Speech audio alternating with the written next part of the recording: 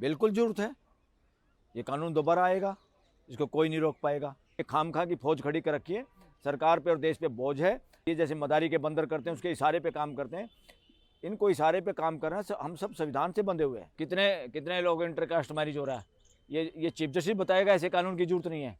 एक आदमी बताएगा, कोई आदमी चीफ जस्टिस बन गया तो वो आदमी पूरे देश को जानता है, पूरे देश की मूल भावना को जानता है, ग्राउंड को जानता है। मोदी किसी बहुजन के साथ नहीं खड़ा, मोदी आरएसएस के इशारे पे चलने वाला आदमी है। आरएसएस एक वर्णवादी मनुवादी संगठन है, मनुवादियों द्वारा संचालित है, मनुवादियों के लिए काम करता है। तो ये देश, ये हमारा घर है 145 करोड़, इसमें किसी का कोई विचार उसको बोलने दिया जाना चाहिए। किसी को रोकना अन्याय है, गलत है। इसी कानून को लागू करवाने के लिए पूरे देश में लगातार आंदोलन हो रहा है। कल दिल्ली विश्वविद्यालय हो, बीएचयू हो, सब जगह आंदोलन हो रहा है। हाँ। सरकार नहीं सुनने के लिए तैयार है और सुप्रीम कोर्ट ने अपना फरमान दे ही दिया। अरे भाई, सरकार क्या होती है? जनता ही सरकार है। जनता को ये समझ में आना चाहिए, लोकतंत्र में जनता ही सरकार है। सरकार अगर जनता के अनुरूप काम ना करे, असली बहुमत जनता के पास होता है।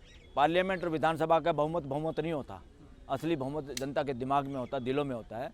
और जनता के पक्ष का एक कानून था, इस देश में डिस्क्रिमिनेशन मिटाने के लिए कानून लाया गया था, जिसको चोरी चकारी से चुपचाप खुद सत्ता पक्ष में बैठे हुए लोगों ने उसको एक तरह से वापस लेने का काम किया है। अगर वो वापस लेने का काम नहीं होता तो वो जीरा करते सुप्रीम कोर्ट के अंदर, और सुप्रीम कोर्ट अगर वो जीरा करते तो इतनी जल्दी उसमें स्टे नहीं करने वाली थी।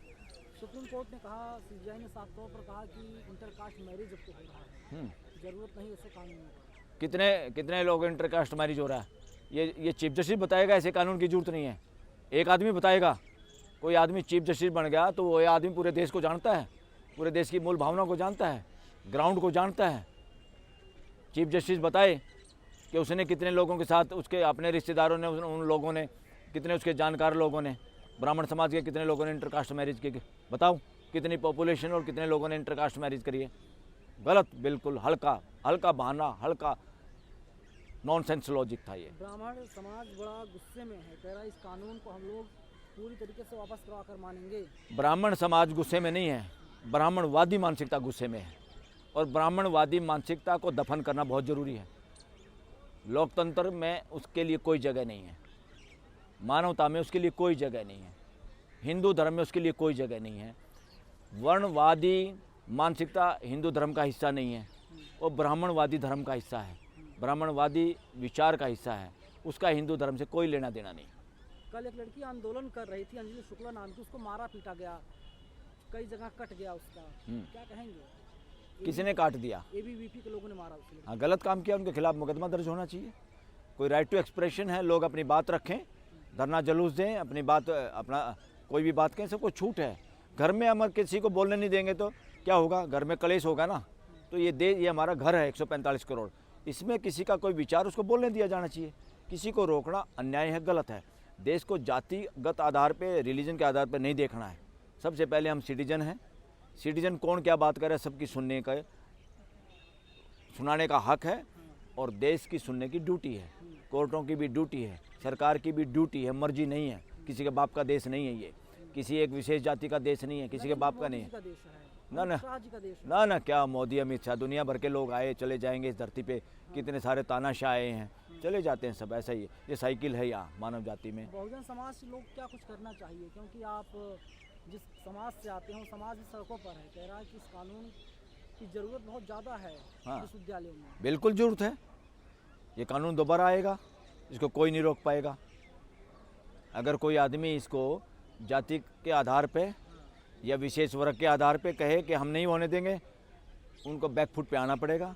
ये कानून सरवाइव करेगा। इस कानून की तो जरूरत है देश को, भाईचारे के लिए, समानता के लिए। इस तरह के कानून हम घर में भी लाते हैं। घर में भी अगर भेदभाव है, समाज में, एक गांव में भेदभाव है, तो हम अपने उसको, समाज को सुचारू रूप से चलाने के लिए करते नहीं क्या? आज देश की सबसे ज़्यादा ज़रूरत है हम एक दूसरे को अपने जैसा इंसान समझें। ये बाकी बातें भाड़ में जाएं, कौन हिंदू है, कौन मुसलमान है, कौन क्या जाति है, ये सब बकवास की बातें हैं। सबसे पहली बात है मानवता और मानवीय परिवार, 145 करोड़ का हमारा परिवार। तुषार मेहता ने उस दिन खाली पिच दे दिया, जाओ बैटिंग करो, चुप रहे एकदम। अरे ये संविधान के दुश्मन है। देश को अब खाली जजों को ध्यान नहीं करना, सरकारी वकीलों पे भी ध्यान रखना है कि वो देश के पैसे से तनख्वाह उनको मिलती है, केसेस के बदले में पैसे मिलते हैं, वो पैसे देश के हैं, वो किसी बीजेपी या सरकार के नहीं हैं। ये पूरे देश के प्रतिनिधि तो होते हैं, उसमें पूरे देश की जनता शामिल होती है, उसमें संविधान शामिल होता है। अगर किसी पार्टी की पैरवी करते हैं, पहली बात तो गलत ट्रेंड चल रहा है। एडवोकेट जनरल स्टेट में और अटॉर्नी जनरल देश के अंदर, इनको तो आना ही नहीं चाहिए कोर्ट में। यहाँ वकालत करने के लिए अलग वकील होने चाहिए, ये तो सिर्फ सलाह देने के लिए हैं। इनको कैबिनेट का रैंक होता है, यहाँ क्या कर रही हैं कोर्टों में? ये बदमाशी चल रही देश के अंदर, किसी ने समझी नहीं है बात। इनको तो सलाह देनी चाहिए, भाई तुम ये बदमाशी मत करो, ये गलत कानून मत पास करो, या ये मुकदमा दायर मत करो जनता के खिलाफ। वो सलाह देने का काम है एडवोकेट जनरल का और अटॉर्नी जनरल का। बाकी ये दुनिया भर के इन्होंने सॉलिसिटर, एडिशनल असिस्टेंट सॉलिसिटर बना ले, ये खामखा की फौज खड़ी कर रखी है। सरकार पे और देश पे बोझ है। ये सारे सरकारी एक तरह से सिंपल एग्जाम्पल के लिए जैसे मदारी के बंदर करते हैं, उसके इशारे पे काम करते हैं। इनको इशारे पे काम करना, हम सब संविधान से बंधे हुए हैं, इसीलिए सरकार संविधान नहीं होती, सरकार को संविधान के हिसाब से चलना है। वकालत सरकार के हिसाब से नहीं चलती, संविधान के हिसाब से हमें मदद करनी है, कानून के हिसाब से हमें मदद करनी होती है कोर्ट की। अपने क्लाइंटों की बात बता के, मगर उस बात को हमें बता के ये बताना होता है कि संविधान और कानून सम्मत क्या है। ये ड्यूटी है सॉलिसिटर की। सॉलिसिटर की शक्ल देके तो जज को पता चल जाता है यहाँ पर कि ये इसके पक्ष में है या इसके खिलाफ हैं। मैसेज चला जाता है भाई, और मैसेज चला गया और स्टे कर दिया। नरेंद्र मोदी जी लगातार ये बोलते रहते हैं कि ओबीसी माँ के बेटे हैं, उसके दर्द को समझते हैं बहुत अच्छे से। मैं बिल्कुल गलत मानूं। पहली बात तो ओबीसी है नहीं, वो बनिया तेली है, बनिए जो तेल का व्यापार करते थे। गांव में भी होता ना, कोई खास आदमी, कोई आदमी गांव में किसी को कहते हैं बाग वाला, यानी जिनके घर में बाग हो, अब वो बाग भी ना रहे तब भी उनको बाग वाला बोलते हैं। कभी उनके बुजुर्गों ने कोई बाग लगाया होगा, वो बाग वाला बोलते हैं। ऐसे ही जो समाज, व्यापारी समाज तेल का काम करता था, तो गुजरात में उनको बढ़िया तेली या इस तरह का बात करने लगे। ना मानसिकता इनकी बैकवर्ड की है, ना बैकवर्ड परिवार से है। ये ढकोसला है, देश को के साथ एक दगाबाजी और धोखा है। उससे पता ही चल गया आप लोगों को कि ये जनगणना गिनती में, देश की जनगणना करने में कितने ढील ढाल कर रहे हैं। इसके टाइम में सेंट्रल गवर्नमेंट की यूनिवर्सिटी में कितने वीसी लगे हैं बैकवर्ड क्लास के, कितने प्रोफेसर लगे हैं। जो उनकी रिजर्वेशन थी, जो उनका हक था, वो भी नहीं लगे, उनको लगने नहीं दिया जा रहा। तो ये बैकवर्ड नहीं है। इससे साबित हो जाएगा और कौन सा सबूत चाहिए आप लोगों को। तो ये बैकवर्ड आदमी नहीं है, बैकवर्डों से इसको कोई लेना देना नहीं है। के साथ मोदी जी खड़े हैं ना, हाँ, बहुजनों के साथ, दलित, पिछड़े, आदिवासी महिलाओं नहीं, मोदी जी खड़े। मोदी किसी बहुजन के साथ नहीं खड़ा। मोदी आरएसएस के इशारे पे चलने वाला आदमी है।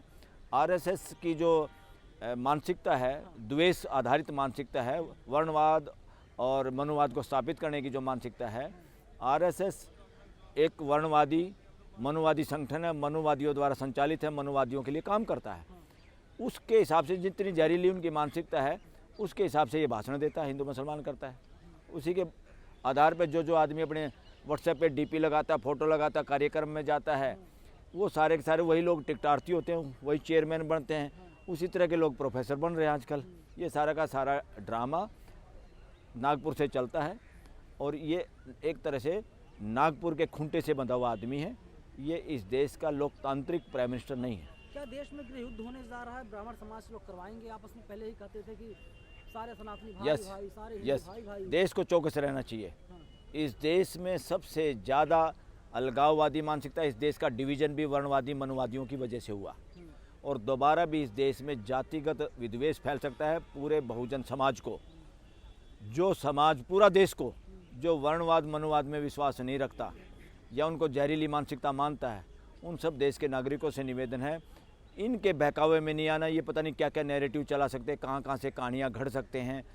सारा मीडिया वर्णवादी मनुवादियों के हाथ में है, इसलिए उस मीडिया को देखना बंद करें। घरों में जो टीवी हैं अपने और प्रोग्राम उस पर चलाएं, अपने बच्चों को शिक्षा की वीडियो दिखाएं, कुछ और बातें दिखाएं, यूट्यूब के अच्छे चैनलों को दिखाएं। उनको बिल्कुल बंद कर दो, देखो मत उनको नंगा हो जाने दो, उनको आर्थिक रूप से सुदृढ़ मत करो। किसी को भी ऐसे धार्मिक स्थानों पर जाने के पैसे चढ़ाना बिल्कुल बंद कर देना चाहिए बहुजन समाज को।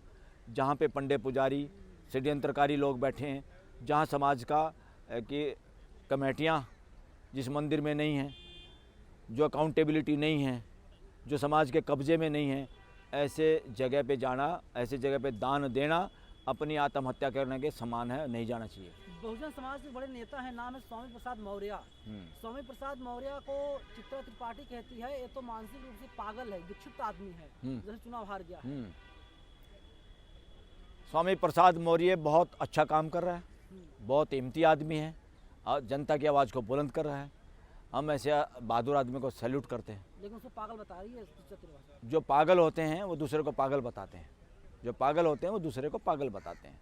पागल आदमी हमेशा दूसरे को पागल बताता है। इसलिए ऐसे ऐसे एंकर, ऐसे ऐसे लोग जिनका तुमने नाम लिया है और बहुत सारे लोग इसी मानसिकता के लोग हैं, जो भी वर्णवादी मनोवादी मानसिकता का है वो असली में पागल है।